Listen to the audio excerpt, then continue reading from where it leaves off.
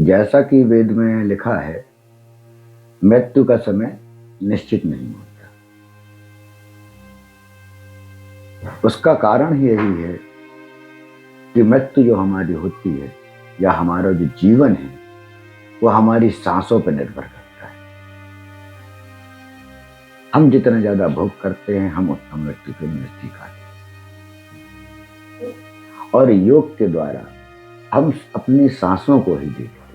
ये प्रथम योगी की पहचान होती है कि अपनी सांसों को देखना आप प्रारंभ करें, अपने सांसों पर ध्यान दें। उससे क्या होगा कि जो आपकी सांस की गति होगी वो सामान्य होने लगे और सामान्य से फिर नीचे जाने लगे।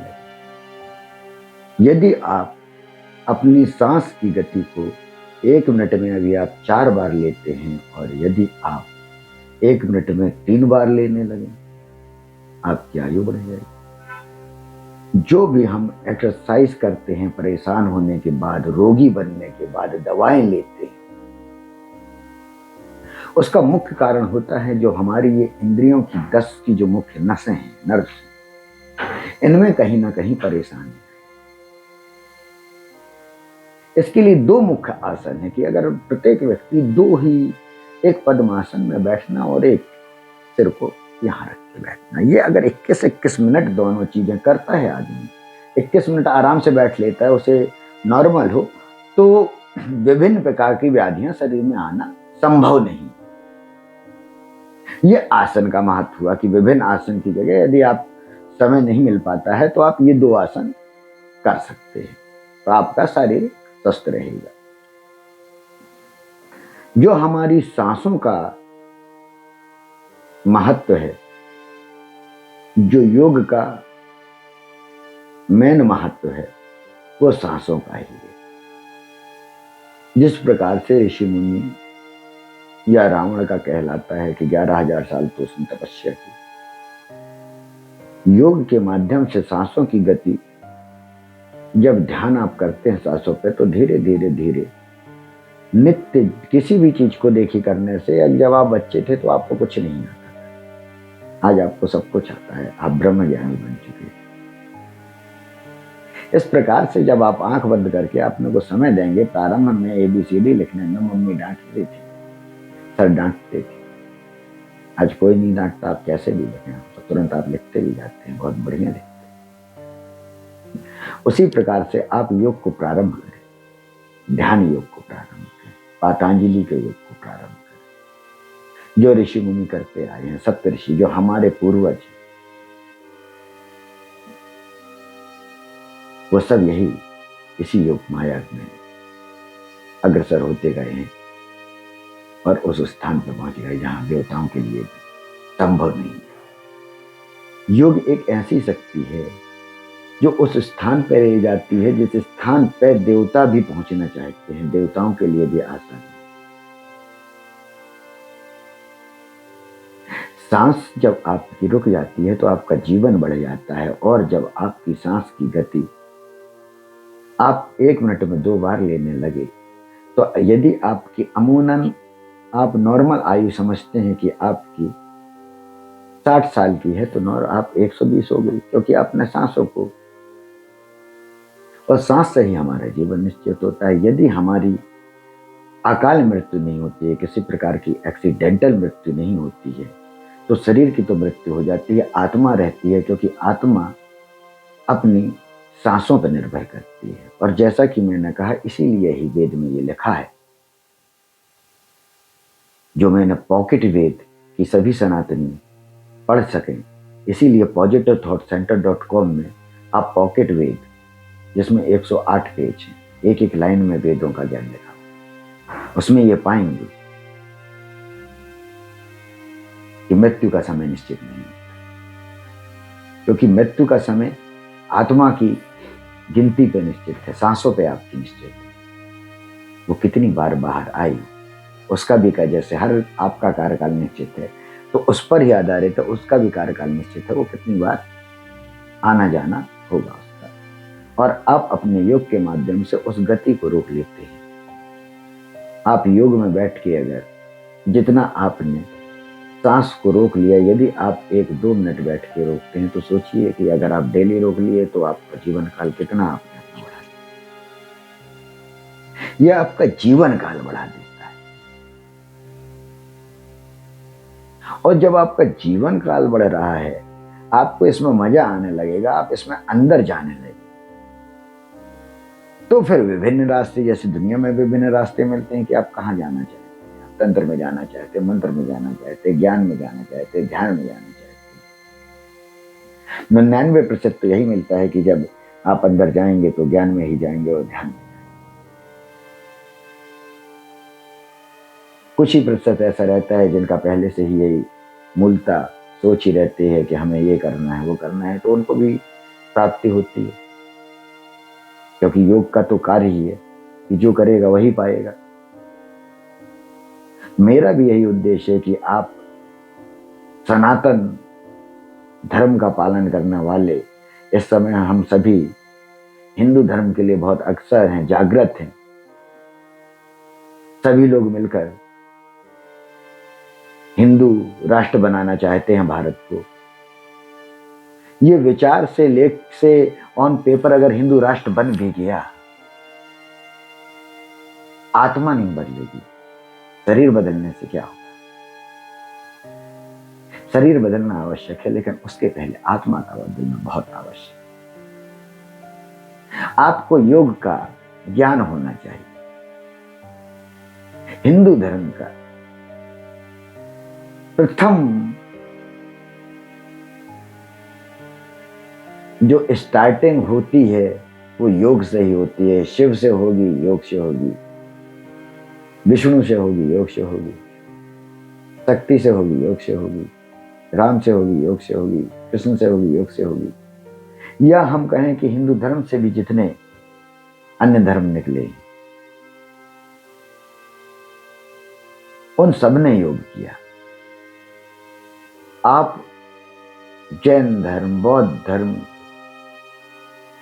इन सब धर्म को उठाइए, सब योगी ही थे। जो भी इन्होंने भगवान के रूप में माना, जिनको भी, वो सब योगी ही।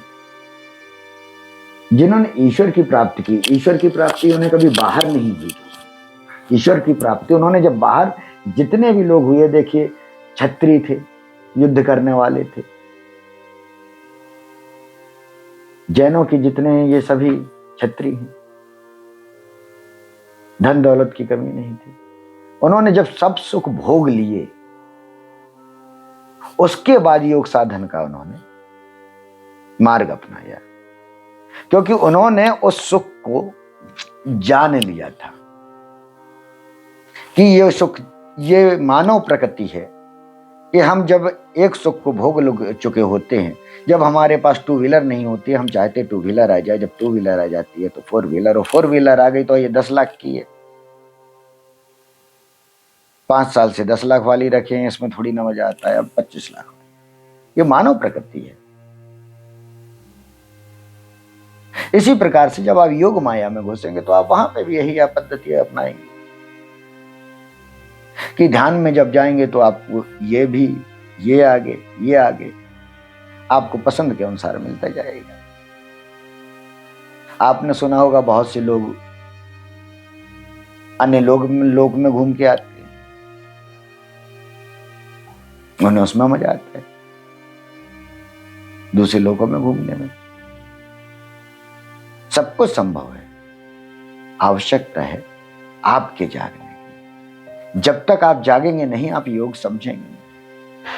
आप अपने बच्चों को योग की असली ताकत बताइए। पतंजलि योग सूत्र यदि आपको किताब चाहिए तो वो भी आपको positivethought.center.com में मिल जाएगी। आप उसे डाउनलोड करिए, पढ़िए। क्या बताया है? योग की अन्य किताबें मिल जाएंगी, आसन की अन्य किताबें मिल जाएंगी। किससे क्या होता है, शरीर के लिए कौन सा आसन कब करना चाहिए, आपको क्या चाहिए शरीर में, क्या आप चाहते हैं। मैंने मुख्यतः 2 बता दिए कि 2 जो आसन है वो आपके जो 10 इंद्रियां हैं उनका मुख्यतः विशेष ध्यान रखती है। ना आँख कमजोर हो, ना नाक कमजोर हो, ना मुख कमजोर हो, ना कान कमजोर हो। गुदा आपका, पेट आपका स्वस्थ रहे। यही इच्छा होती है ना मानव की। तो इसके लिए आपको शास्त्रों में जाने की आवश्यकता नहीं है। बहुत ये देखिए, हमने क्या है, हमारे शास्त्रों में बहुत सारा है। हम इतना मोटा किताब देख के, हम सनातनी होके भी वेदों की ओर देखते तक नहीं है। मैंने आज तक किसी के घर में वेद नहीं देखे। बहुत सी शास्त्र मिले, रामायण मिली, और सनातन का, हिंदू का प्रमुख ग्रंथ वेद कहलाता है, जो वेदों की वाणी है, जो स्वयं ईश्वर के द्वारा रचित है। इसी कारण ही मैंने पॉकेट रूप में वेद लिखने का निश्चय किया था, जो आज तैयार हो। और मेरा यही उद्देश्य है कि प्रत्येक सनातनी तक वो वेदवाणी पहुंचे, वो पॉकेट बुक सब तक पहुंचे। जैसे हमने सभी वेदों को लघु रूप में एक एक लाइन में क्या अर्थ कहे गए, पुरुष कैसा हो, स्त्री कैसा हो, राज्य कैसा हो, शासन कैसा हो, स्त्री के कर्म क्या हो, इन सब के कर्म वेद क्या कहते हैं आप उसको। अभी तक तो आपने सुना ये करना गलत है, ये सही है। वेद क्या कहते हैं, वेद अनुसार क्या सही क्या गलत है, इस पॉकेट बुक से आप खुल किए आप बता देंगे कि वेद तो यही कहता है किस ईश्वर की उपासना करें, किस व्यक्ति को दंड दें, राजा की क्या करो कर्तव्य है। वेद सर्वस्व ज्ञान की गाथा है, जिसमें समस्त ज्ञान भरा हुआ है, और उसी से निकला हुआ अंग योग है। हम सबके अंदर निहित है। मैं योग दिवस पर सभी भारतवासियों से यही निवेदन करूंगा कि आपने बाहर की यात्राएं तो बहुत की, अंतर्मन की यात्रा करिए। यदि आप कहते हैं समय नहीं मिलता, 5 मिनट मिलता है, 10 मिनट मिलता है,